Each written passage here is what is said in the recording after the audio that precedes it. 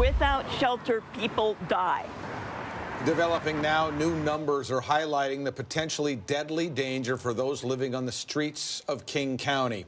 A large number of homeless people died in the county this year. The presumed deaths, according to the county medical examiner, are nearly 100 lives lost. The causes vary from hypothermia to homicide to drug overdose. In tonight's Project Seattle report, KOMO's Michelle Esteban joins us live from Woodland Park, the site of the latest and largest park encampment removal by the city. Michelle?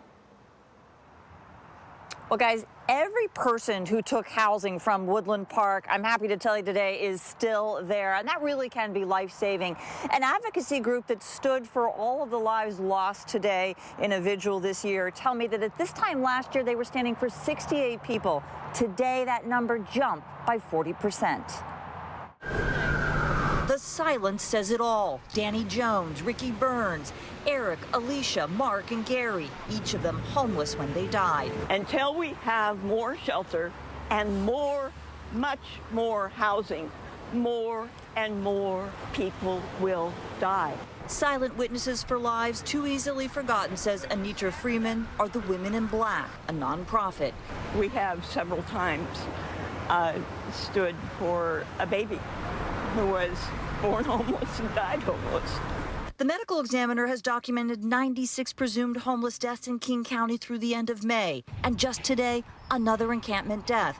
This one near the Ballard Bridge. The early indication, natural causes. It is tragic and just unbelievable to me that so many people are dying on the streets. I mean, that should not happen. Josh Castle with the Low Income Housing Institute runs 17 tiny house villages, including the newest South End Village. 7 families moved here from Woodland Park in mid-May, the city's largest recent encampment removal. It's a place to be temporarily, the goal of getting in and out in less than 6 months, and then into permanent housing. The city says all 89 people who moved out of tents at Woodland Park and into temporary shelter like a tiny house are still there, including 4 in permanent housing. This is not the goal. The Tiny House Village program is a stepping stone from homelessness to permanent housing. So far this year, Lehigh has transitioned 133 people into permanent housing. That's a new high. They're confident their approach works, but the biggest hurdle remains: not enough affordable housing. Without shelter, people die. Today is World Ocean Day, and we're getting an up-close look at what lies beneath the surface, thanks to a veteran scuba diver and a group of teens she's teaching. And the team dives at the Edmonds Underwater Park every single week. KOMO's Denise Whitaker shows us what they're learning and what they want everyone else to learn. There's something about the ocean that just really draws people to it, even down into it, scuba diving.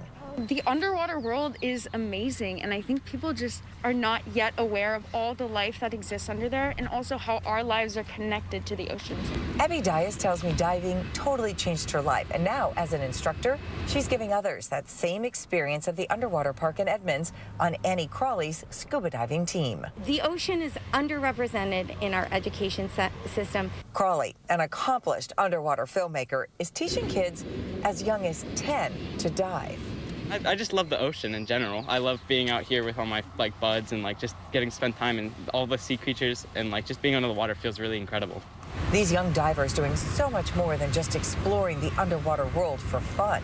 We have to learn a lot of species ID so I can name most species in the park. But I'm also teaching kids how to live at one with the environment and to become the voice for the ocean. The underwater world is amazing, and I think people just are not yet aware of all the life that exists under there and also how our lives are connected to the ocean. So every single thing we do connects us to the ocean. From the air we breathe, that comes from the ocean. Crawley and her team of young divers urge everyone to do something to help protect and save our oceans. And a great opportunity to celebrate our oceans, learn what else you can do, is at Tacoma Ocean Fest, which is running throughout the month of June. In Tacoma, Denise Whitaker, KOMO News. Really some neat video. Tacoma Ocean Fest starts Friday with a lantern paddle, followed by several other events this month. For more information, just go to komonews.com/hotlinks. Well, now to an update on repairs to the West Seattle Bridge. A live look at the corridor closed by the city more than 2 years ago now because of cracking. SDOT says that workers are still continuing the post-tensioning part of that project. Later this afternoon, a special task force overseeing the job will be holding a meeting. Officials expect to provide more details on how things are coming along. City leaders say that span will open again sometime this year, but an exact date remains up in the air. It's been crazy. You know, you had to learn new routes to get around. It's a long drive. Delays in ongoing construction have forced drivers in and around that section of town to live with constant detours.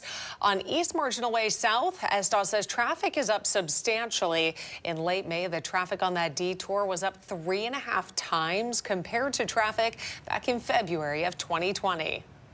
Hi, everyone. I'm Preston Phillips from KOMO News. Thanks for checking out the KOMO YouTube channel. You can see more of our videos right here by clicking on the video links for more news from the Seattle area and Western Washington. Oh, and don't forget to click the subscribe button below so you don't miss our YouTube updates.